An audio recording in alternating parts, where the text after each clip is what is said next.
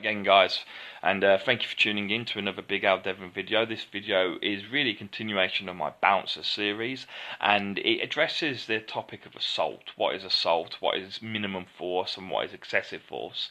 Now, I'm not a lawyer, guys, so I'm no by means an expert on this, but obviously, having worked on the doors, and if you are currently working on the doors or thinking about going on the doors, then this is certainly a topic that you're either familiar with or have to very, very soon get familiar with, because the last thing you want to do is work as a doorman, defend a venue or defend a bunch of customers against someone who's drunk or high and acting inappropriately, and then find yourself getting prosecuted in the courts for assault or GBH, where there was no need for it, where you were just defending yourself.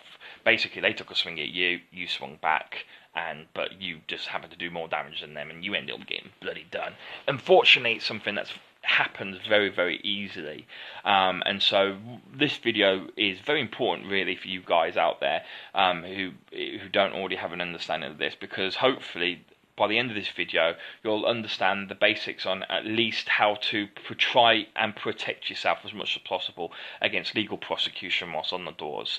You're simply just not getting paid enough to be dragged down courts all the time, when really, you don't deserve to be down there. If you're not, as long as you're not acting like a thug and beating people up for no good reasons, you are being paid by your employer who owns a building, who owns the business that you're working for, and you're being paid to protect the building, the property, the staff, and the customers within that venue. And if you're simply removing someone who threatens one of those things, or multiple parts of those things, so they're threatening the customers, they're threatening the staff, and they're damaging the property in the process because they're swinging a chair at someone or whatever, well, obviously you're not doing a bad thing by throwing them out. And if they happen to get hurt whilst getting thrown out, well, that's their problem, not yours. But the problem is, in this day and age, with legalities and that, it can very much become your problem, and you can get prosecuted for it if you don't do it correctly. So this video, I'm going to try and keep it as brief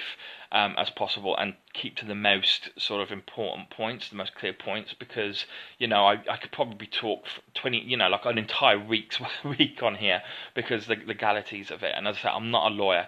It's a very complicated topic, but if I just at least outline the most sort of important points, then hopefully you guys can sort of grasp at least the most, what you need to do at the very least to protect yourself. Now, the first thing to of course understand is that as a doorman, you don't actually have any additional rights than a normal Joe Gun. You have no more rights than the customers in that venue, regards assault or powers of arrest or anything like that. You're not a policeman. You don't have the powers of arrest, so you can't arrest people. You can't detain them. That's kidnapping. Okay, you can't hit people. You're not in the army. You're not a paid killer or anything like that, right? That you are a civilian. That is it. You've got no special rights, no special powers whatsoever. You might have an SIA license on your arm. You might have a fancy uniform, and you might be, being paid by the person who owns the building to protect the building and the people within it, but that doesn't matter in the court of law as such. It's going to go a little bit in your favour, right? But ultimately, it doesn't stop you from being prosecuted for assault because you've assaulted someone who has threatened, as I say, either the people in the building or the building itself. You have no special rights. And I think a lot of the time doormen get in trouble because they forget that, or they don't know that. They think they can hit people and that the license means that they can do that. No, your doorman license does not give you the right to hit and hurt people, even if they have it coming. Even if they're trying to hit you, it still does not give you any more rights than anyone else. However, of course, you do still have the right to defend yourself. Just like anyone else, you do have the right to defend yourself. So if someone is threatening your life, your health, and your well-being, or the well-being and health and safety of other people, you do have the right to defend yourself and them as well, but only by using what's called minimum force. Okay, and that's the important thing to grasp, that you can only use the minimum force required to stop that person from causing unrest. If you are deemed to use excessive force, i.e., being over the top, you're putting them in a coma for no good reason, when all they did was just raise their voice a little bit and piss you off because you've got a headache, well then obviously you're going to get done within the legal system for assault and grievous bodily harm, GBH, all those kind of things, right? And quite rightfully, you're going to deserve it in that situation. But obviously, it's not just the extremes where you find yourself getting in trouble. I have been myself down to the police station a few times where I haven't even hit the person. I've been punched. I've had my face hurt and been punched straight in the face a few times. I've grabbed them, pinned them down to the ground. They've hurt themselves on the ground because falling down to the ground, you're gonna hit your head or or whatever. Or I'm gonna keep you in a submissive lock, and your arm might hurt as a result of it because I'm keeping your arm behind your back, your head, and I might I don't know, might put my knee into your back and it might hurt you. You might come out with a few bruises or cuts, but I'm sorry, you've just punched me, right? So even despite the fact that I myself have found myself in situations where I've been not arrested but taken down to the police station, have to give a statement and been then told, well, it's your word against his.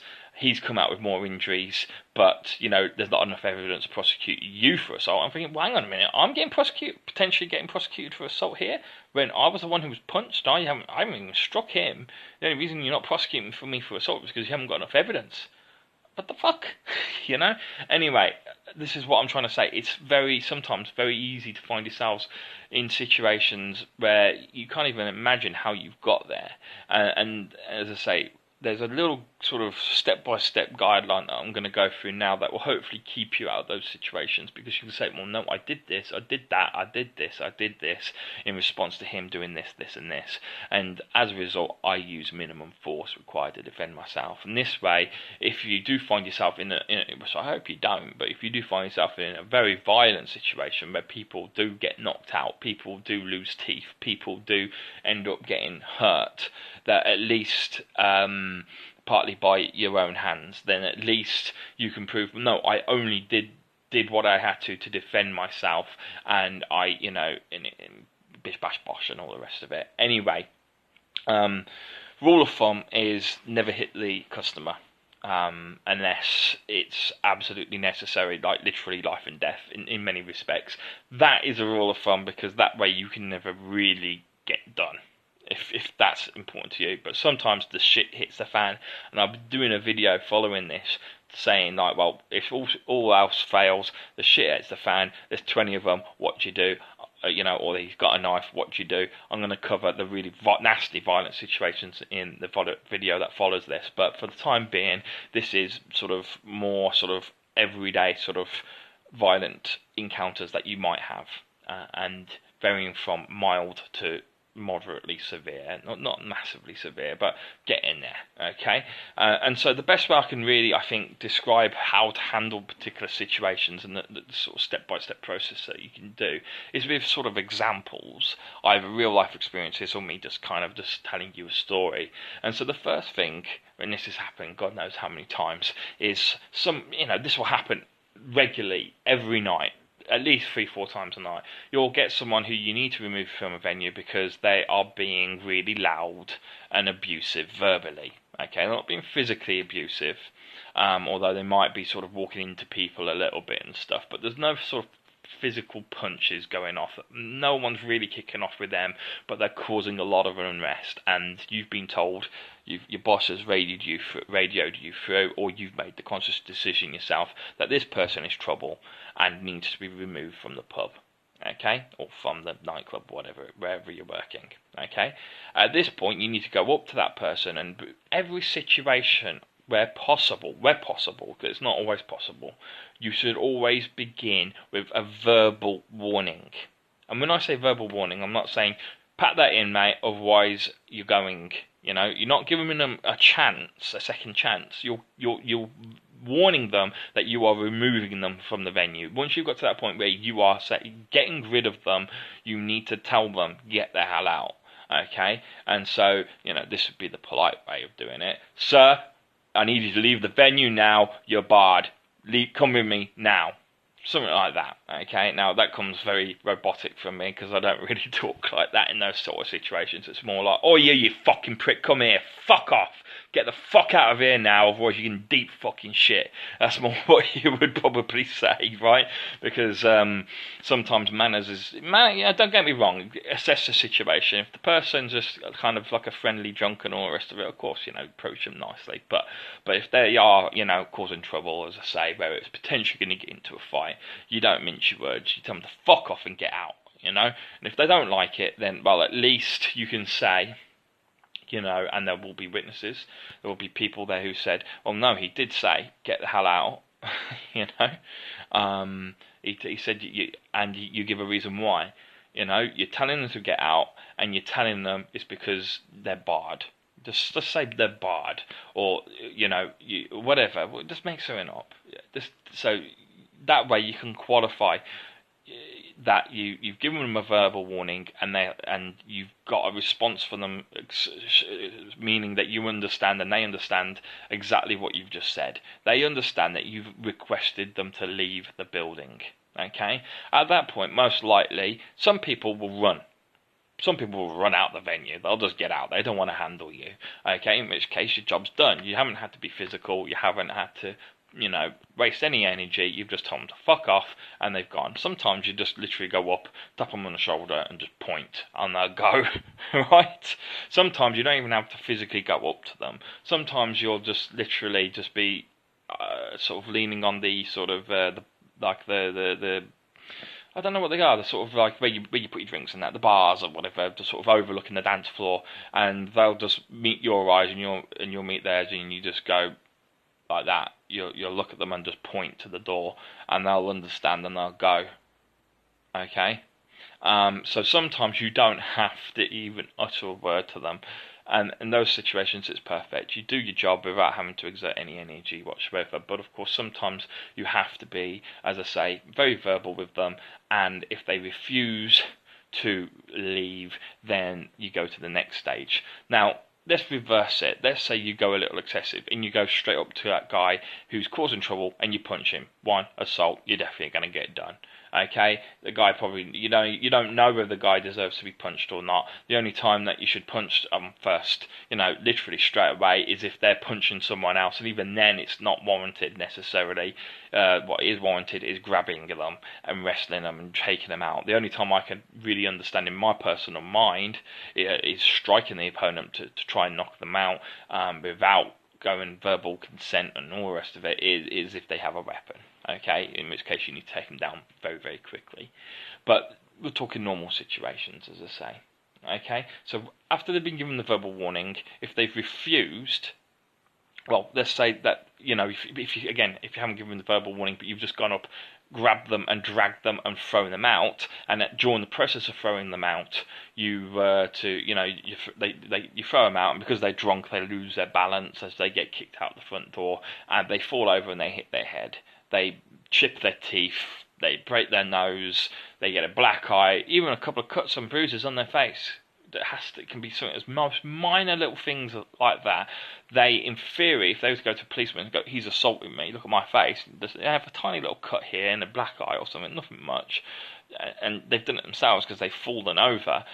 In theory, still, they have a case against you, and if they're very, very lucky or got a very good lawyer, in theory they could prosecute you for assault, even though you've done nothing really that wrong. But because you have not given them a verbal chance, warning to get them out there to start off with, then they do have a case, because they can say, well, no, if he asked me, I would have left.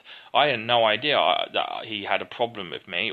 I was just dancing away, having a nice time, and the next moment I know he came, grabbed me, and manhandled me. He assaulted me, officer. So this is why you give the verbal warning. You can say, no, I told that person that they were not wanted. I told them that they needed to leave, and they refused to leave.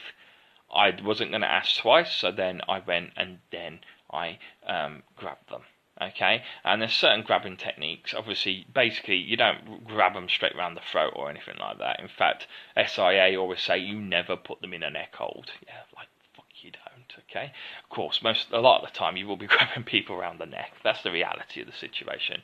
If it's dangerous, that is. Obviously, if the guy's just sort of like, oh, right, no, you just hold him around the arms. So, sometimes you just need to just, put him on a fireman's lift or something. I would never do a fireman's lift, but you know what I mean. The way that you grab them is dependent on the situation. But when I say grab, normally I mean that you either put them, you grab them around the waist, you grab their arm and you drag them, or you grab them by by the back of the head or something along those lines, by their clothes. Okay, but typically you want a good grip, and around the back of the elbows, a good grip. Around you're putting your arms from behind them, so your arms underneath their armpits, the master hold, I think that's called. There's a variety of different ways, and I can show you them in another video. But ultimately, if you're physically removing them from the venue and you've given a verbal warning, then that's great. Now let's say you can't really get done for assault then, because they've refused to leave. So you've then used the minimum force to get rid of them, which is physically evicting them.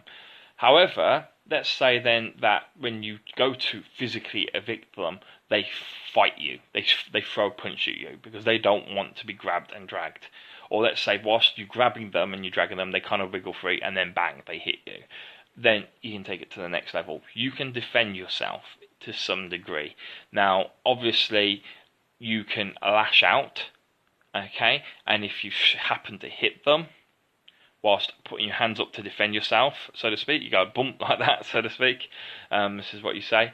Then, of course, when you hit them, and that punch or that strike or that accidental strike across the face with your hand is enough to put them out, then you leave them then. You don't hit them again. If it's enough to disable them or shock them enough into stop fighting, you don't want the CCTV to show you then kicking them and punching them another 10, 20 times whilst they're on the ground and defenseless.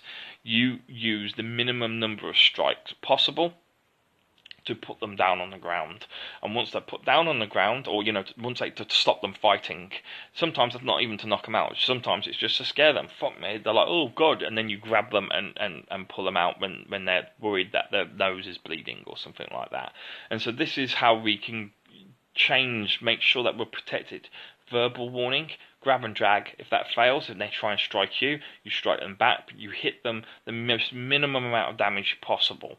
Now, of course, you'll then find yourself sometimes in situations where it's more than just a simple strike or simple, clatter around the ears, slap around the face, or whatever, open palm strikes or anything like that, and you find yourselves having to defend yourself very much within a proper fist fight. Sometimes against the odds, and my next video is going to be covering that. But guys, this particular video is just my way of trying to protect you guys from getting in trouble, because at the end of the day, as doormen, you're not bad guys. So there are bad doormen out there, but if you're a decent fella, why should you get in trouble for just trying to do your job, and just making a simple error or misjudgment of just thinking, well, that guy is trouble, he isn't going to respond to a verbal command, he does need to be grabbed and dragged, and all the rest of it. Don't make that assumption. I mean, make that assumption. I mean, everyone knows when they're looking at someone, they ain't going to respond to verbal threats or whatever, but always just make the verbal command, make sure that someone else at least in the crowd hears it, just so that if the guy does get hurt, you can say, and there is proof, or the CCTV, be over dramatic about it, be like an actor. When you give them the verbal command, point at them like this. Doesn't really matter if you even say anything. The CCTV doesn't have sound, but if it shows you that you are talking to them and you're giving them the verbal command, and you're not going in like, come on then, like this and all the rest of it, or you're grabbing them, you fucking little prick, I'm going to take you out, nothing like that. You just point, get out, and you point to the door. The CCTV picks up on that. You can say, well, look, I've got proof there that I gave command for him to leave. You can even see my finger pointing to him and into the door. And so, this is what I'm trying to do, guys. I'm trying to educate you as best as I can. There are better people out there for it, but at least give you the basics on how to protect yourself against prosecution for assault. Because when you haven't assaulted them, that is. Because because this is it. This is some of the basics that you might forget or might not know to do. And then, as I say, if in doubt, never strike your customer. Always just grab them and drag them. And bear in mind, there are going to be multiple doormen.